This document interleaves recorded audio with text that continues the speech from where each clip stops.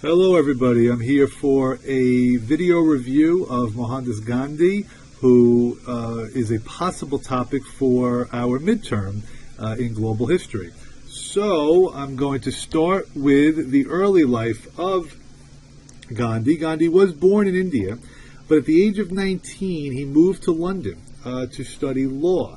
And he did come back to India to practice law, but he did not have a great career.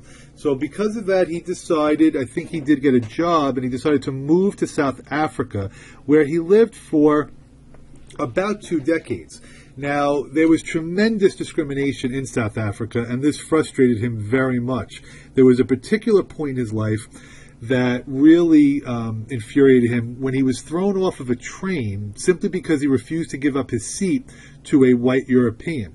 So because of that incident, he really began to utilize the practice of civil disobedience, or passive resistance, or peaceful protest during his years in South Africa. The idea of civil disobedience actually originated in the 1840s from Henry David Thoreau, but Gandhi really does get associated with this very, very much.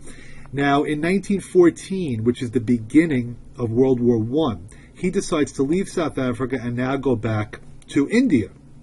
Now, while in India, which was still under the rule of Britain, he did support Britain in World War I, but he was still very critical of how they were mistreating the Indian people. So he supports the war effort, but is against the fact that Britain is still colonizing India.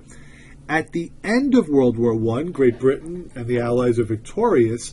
In 1919, there was a protest by Indians in the holy city of Amritsar.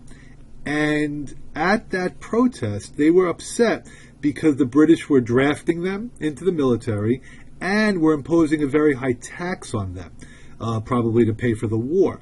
So during that protest, British troops came in, and the following Amritsar massacre leads to the death. The British say that 379 Indians were killed. Some people think the number might have been even in the 1,000 range. Nevertheless, this really now sparks a greater call by Gandhi and his followers to really create an Indian independence movement, to break away from the treatment of the British.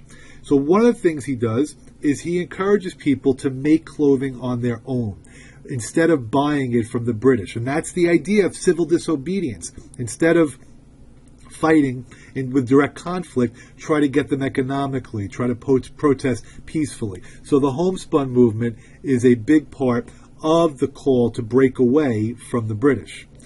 Now, there is a group that is formed called the Indian National Congress, and that group is specifically devoted to forming a separate country for India, and they really continue to boycott as many British goods as possible.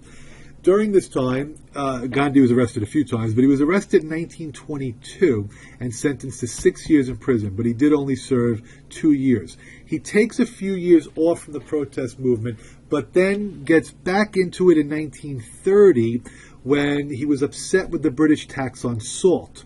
So he decides to have a symbolic movement of marching over 200 miles to the Arabian Sea coast, which is known as the Salt March. And he has thousands and thousands and thousands of people with him. Over 60,000 people were arrested during the, again, peaceful protest. Now, you might remember that there was a caste system in India, and at the bottom were the untouchables. That becomes another issue for Gandhi to protest against, and he does stage a series of hunger strikes to bring attention to the mistreatment of this group of people. So it's remarkable what Gandhi accomplished, and I'm sure your teachers emphasize that greatly. But when World War II is over, Britain has a bit of a change in its parliament. So a new group, the Labour Party, takes over. And for whatever reason, the members of Parliament decided in 1947 to give India independence, finally. But sadly, tragically, it's so disappointing to Gandhi, who was a uniter, the Indians decide that they're going to divide up into two countries, and it's because the Hindus and the Muslims could not get along. So, I'm not sure how well you can see it here, but you will see this will be all India, and that will be for the Hindus. And then at the time, this was Pakistan. I know I should probably have different colors. I'm not great with this stuff. This will be Pakistan, and this will be Pakistan. They actually had an East and West Pakistan.